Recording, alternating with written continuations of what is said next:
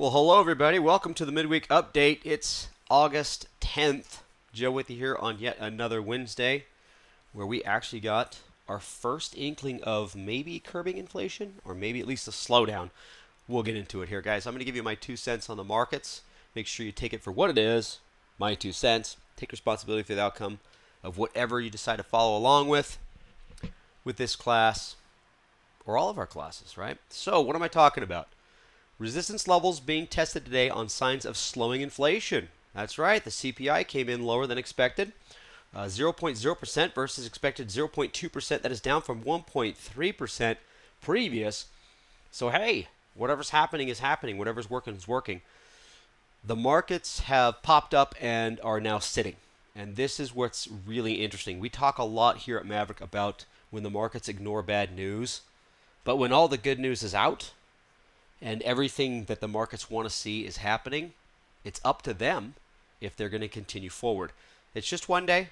It's just one day. We'll see what happens, but it's going to be interesting to watch over the next few days. I'd like to get into some trades. If I do, folks, it will be to the bull side for sure. But I have seen, okay, we're here. We got everything we wanted. We're at the places we want to be. Where do we go from here? I don't know. So coming out of earnings season is a kind of a tough one, so we'll see what happens in the shorter term. However, sentiment is definitely optimistic. There's been no real bearish presence since mid-July. I almost said June. I'll get to the chart there, folks, in a minute. But there was nothing in the way of these markets just going right back up to that resistance level that we're at right now. So let's get into some of the trades that did trigger. I did like one that Corey talked about yesterday. It was awesome. It was American Airlines. Kind of an emerging one coming off of a downtrend. I do like it. The pattern still looks really good. I was either going to show you that one or LNG because LNG has been one that we've been talking about for a couple of weeks here, and it looks fabulous as a high breakout. I went with American Airlines, but we'll talk about it.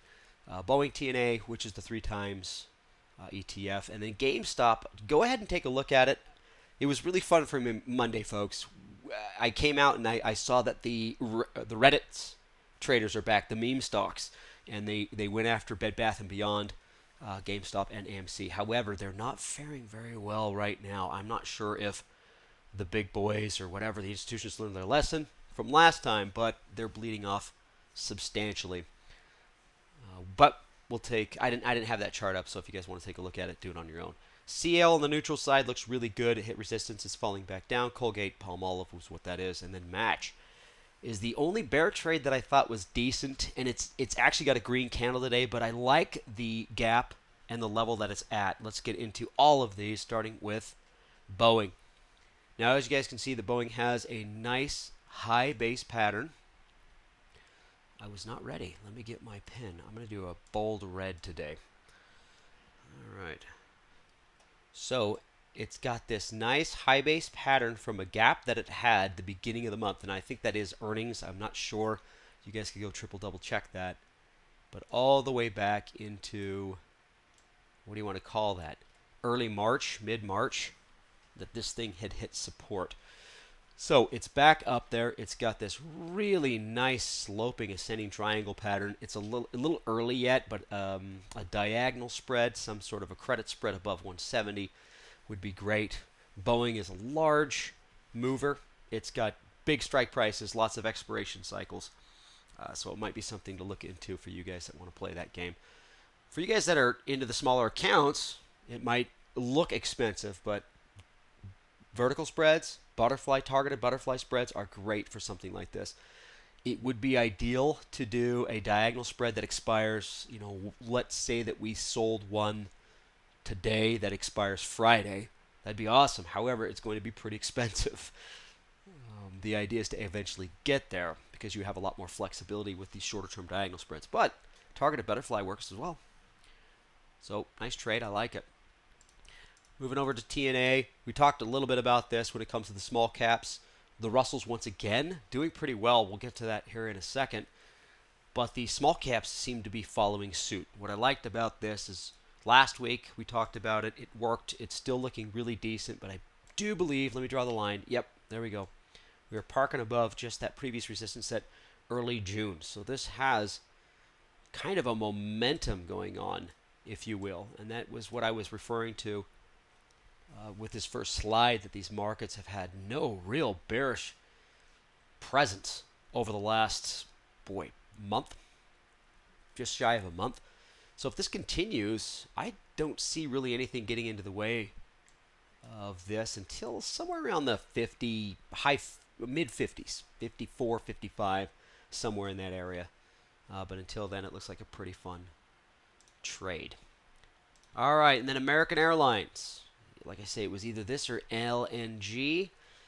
LNG is a higher price stock, and it's got this beautiful breakout. Please check it out. But I just thought American Airlines was cool. Corey brought this up yesterday on the end of day, and I thought it's really neat. It's at a really key level here when it comes to the overall chart. It's a inexpensive stock. I guess inexpensive is relative depending on what you buy with it or how many shares you get.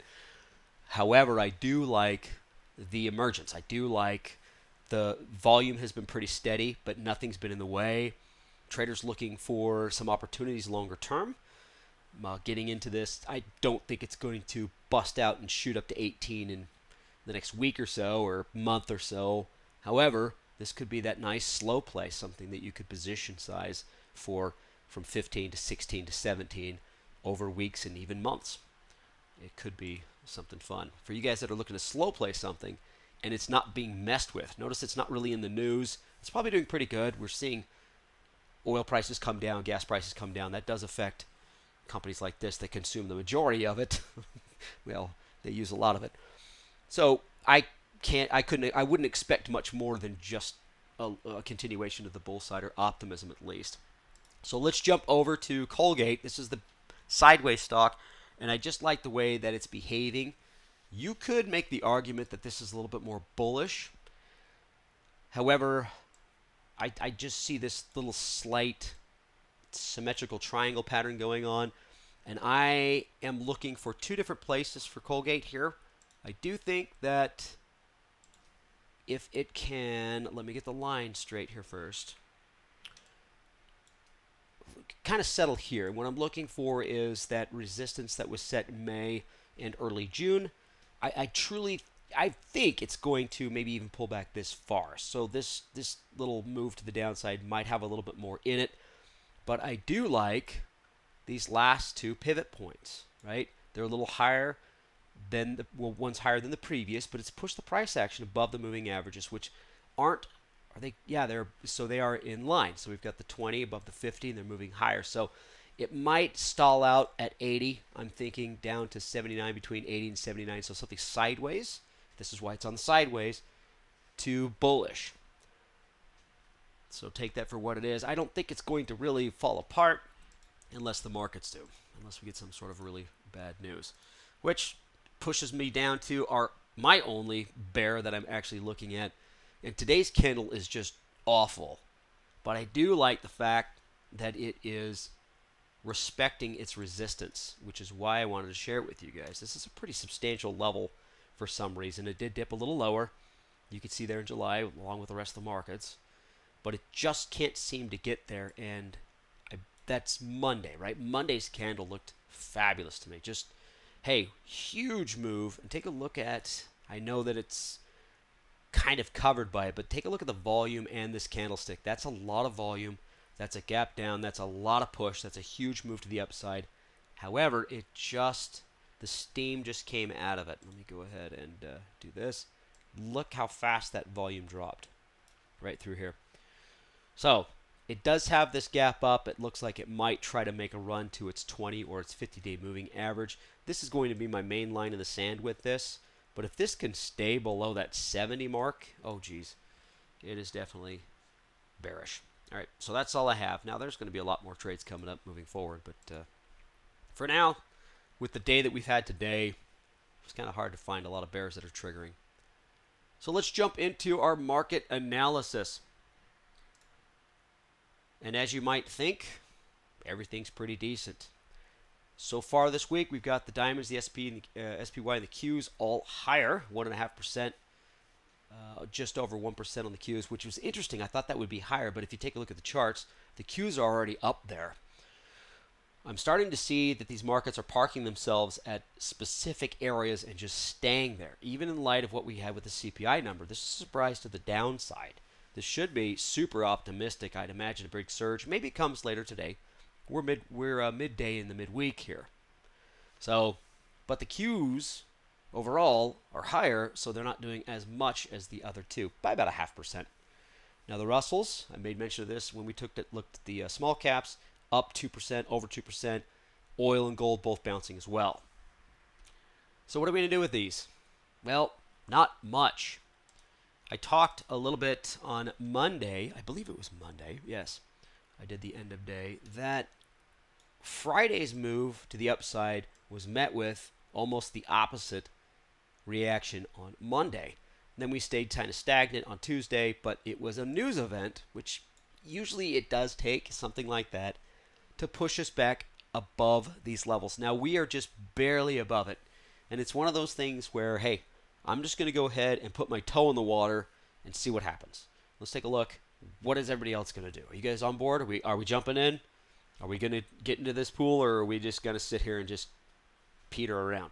So that's, I believe, what we're seeing today. Where we close today, I truly believe might be pretty significant in where we go for the rest of the week.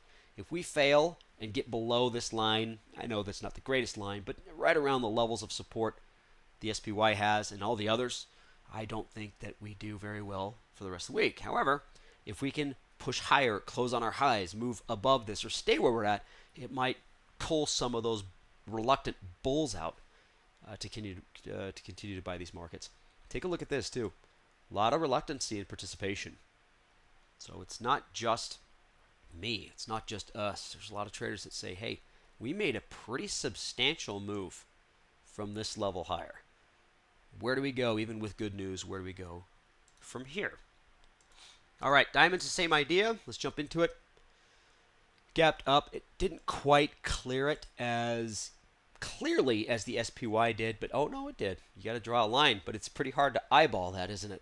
In the same situation, moving lower. Understand that the strongest sector, I believe, is materials. We'll get there in a second.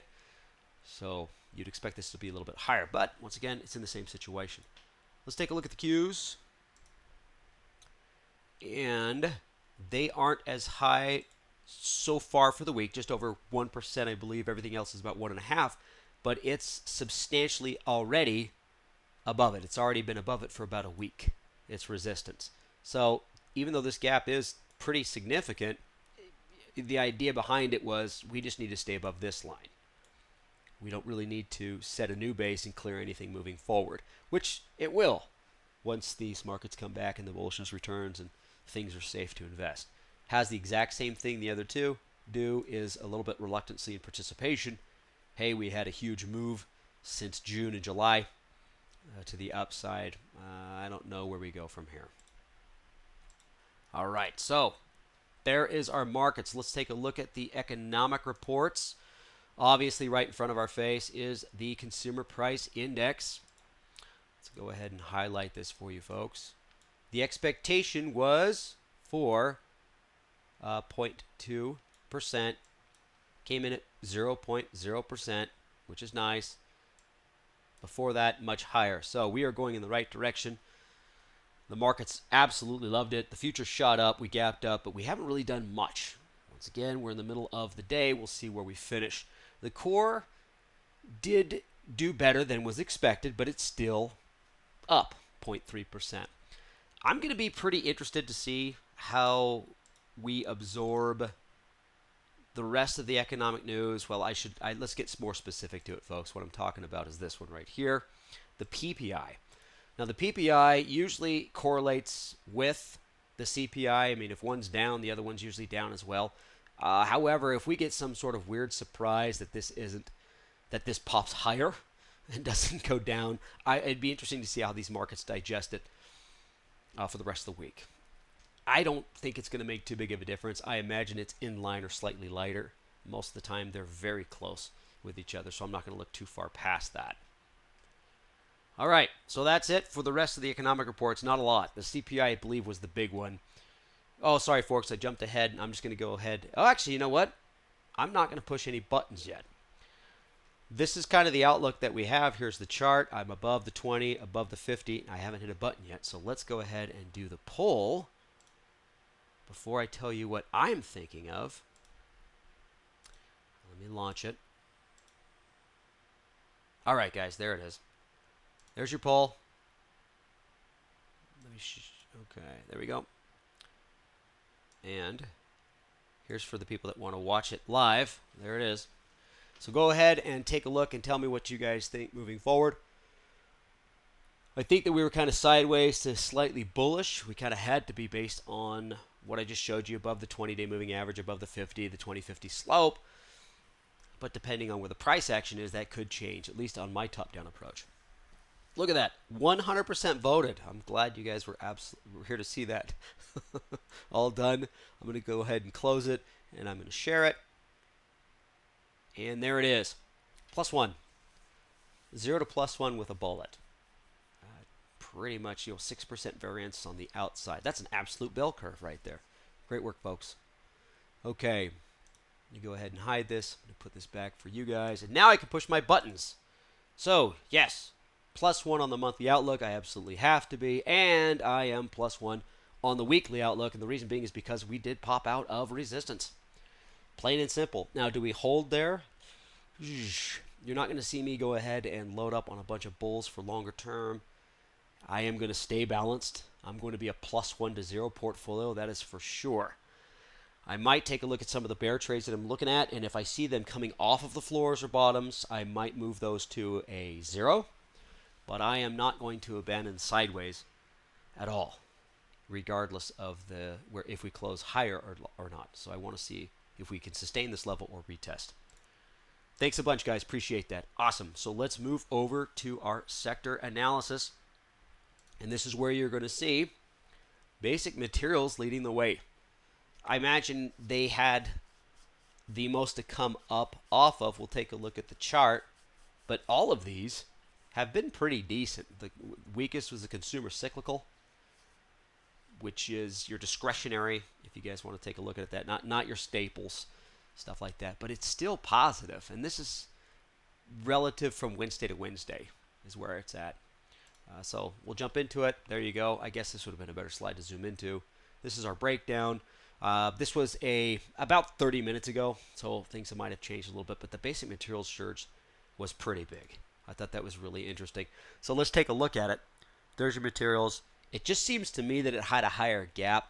You can see it's still below its resistance there, respectively at about $80, right? But that's a pretty good move. I mean, it came up to a nice high base the end of July into August, and it's got this nice little pop. Remember how far this thing fell real quickly last time we had the unexpected CPI report. Well, this time's a little bit of a different story. The volume is not nearly as big as we've seen it in the past, right? And it's got this nice, slow, steady climb. So it just happens to be the larger of the moves.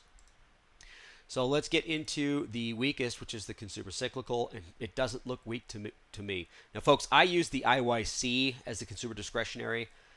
I think it's the XLP, which is consumer staples, is going to be more your defensive stuff. So this is the best I could come up with. If you've got another one to look at, please go ahead and look at it. But what I got from it was just the last few days. Here's Monday, and you can see Monday had a pretty good high. Tuesday didn't do well, and then it's gapped up pretty good, but you could see from Friday, it's not the strongest as some of the others. That being said, it is at its resistance as well. So a lot of these things are behaving very similarly to each other. I can't get anything outside of that. When the markets are moving higher, all these seem to go with it. The markets move lower, they all go with it. So I'd like to see a little bit more of a consolidation reaction, but we just don't have it yet.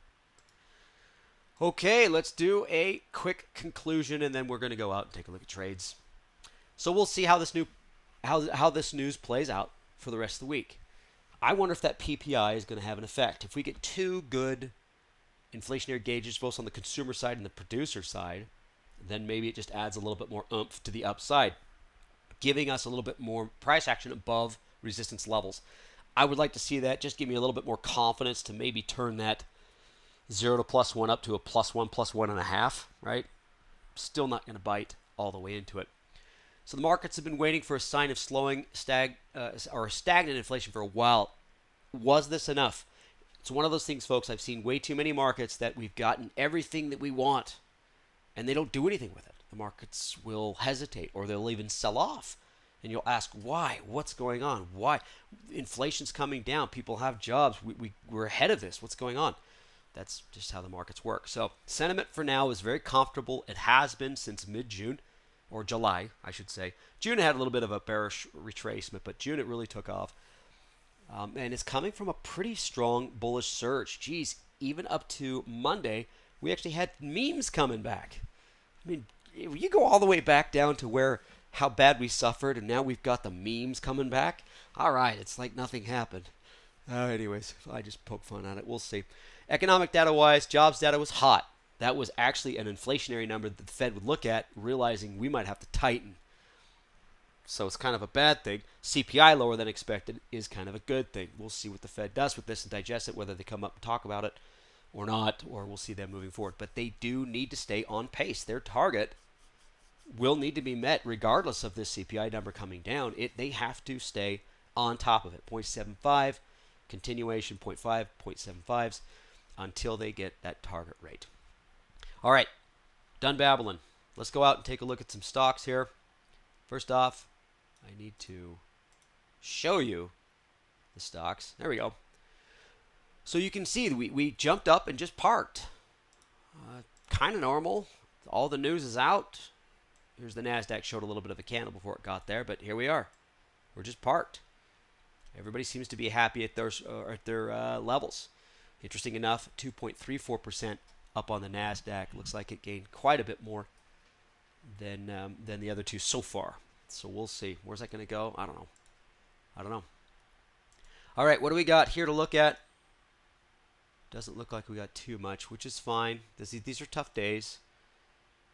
What I really think is really neat about it is when we have traders that are in some of the trades that they have shared and we've looked at, take a look at the ones that we had, or just cast your mind, folks, the ones we looked at. They came from Wednesday's class in our updates. If you're in any of these, you're doing very well.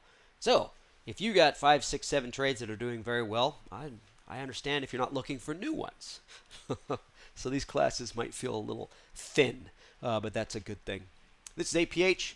All right, Mesman, what do we got here? Bull call 8075, August 19th expiration. I'm going to have to go down and check my calendar, guys, because I'm not very good with those. There it is. The 19th is week 3. Okay, regular expiration for August. I'm up on it. It's a week and a half from today. Let's take a look at it. 8075. Drawing some lines, if I can get the line to go. I like it. Look at that. I love it. I like the surge back up here. You can see all the way back. I'm glad I didn't zoom in yet on this chart. There we go, all the way back in there. It's got that nice consolidation. And today, now I can zoom in on it. I got to erase my lines first. Today it looks like it is just barely popped up above that resistance line. Let's see if I can get... Ooh, I got too far past it. Yeah, no, it's above it. Right there. Above end of March, April. I like it, Mesbin. Cool. Let me write it down, as we're not going to have too many to write down today. We'll start with this. Awesome, thanks. James has got SO. Let's get to Southern Company, the utilities. Good strength, pushing higher. Ooh, a diagonal spread here. September 2nd, August 12th, 77.79. Calls. Let's draw some lines. Let me get those numbers again. 77.79. Let's see. There. Great. Cool trade. Excellent.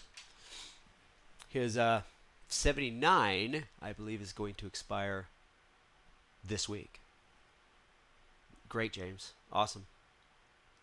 And then we've got a diagonal on Intel. Is this correct? Let me take a look here.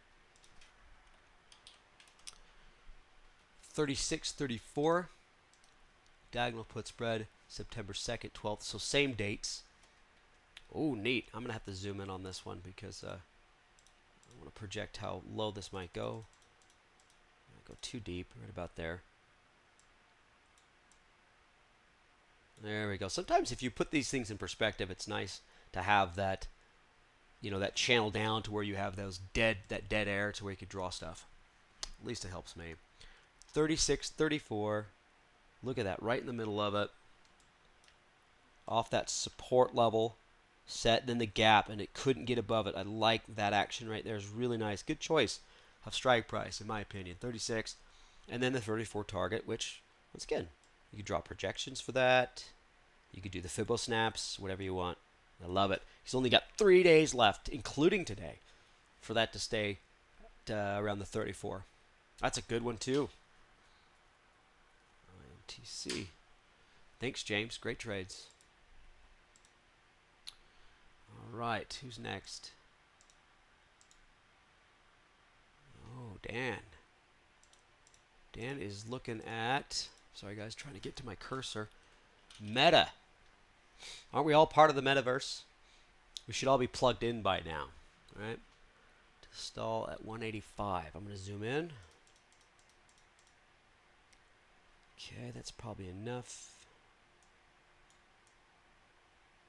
All right, okay. He's thinking it's going to stall at 185.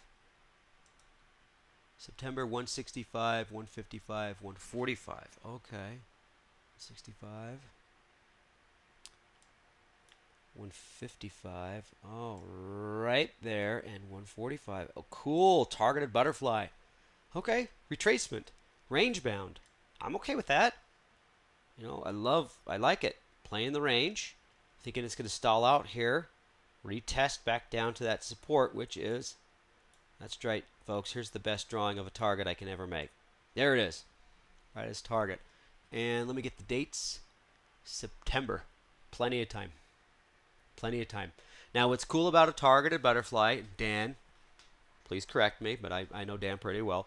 What's cool about the targeted butterfly through September, if this thing hits it in the next 2 weeks, he could take part of it off. You don't have to wait through all the way to the expiration of September. At least that's how I play my butterflies as well. So give yourself plenty of time. The risk rewards on these are super, super good. I like it. I think that's neat. I'm going to keep it on the bear because it is a targeted to the downside bear trade. Dan says, yep, exactly. Cool. Appreciate that. Awesome. All right, let's go back to our current markets. See what they're up to. Because that's it. That's all we had. Look at that, under 30-minute class. Totally fine. That's why we meet each week. Plenty to talk about. There'll be stuff coming up soon. So let me go ahead and type in what we got.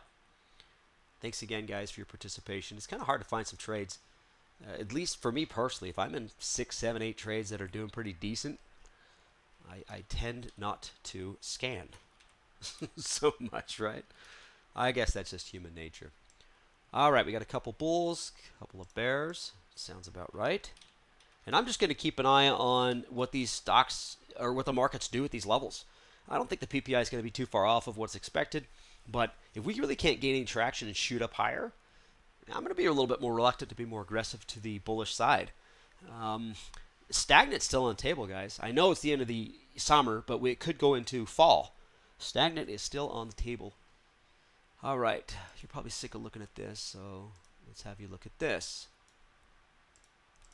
So here's our trades. Only a couple. 2 bulls, 2 bears. Take a look at them. Enjoy them. Use them. Have fun with them. I do appreciate the participation, guys. And if you need anything, you know how to get a hold of us. Until then, we'll talk to you next time. Take it easy.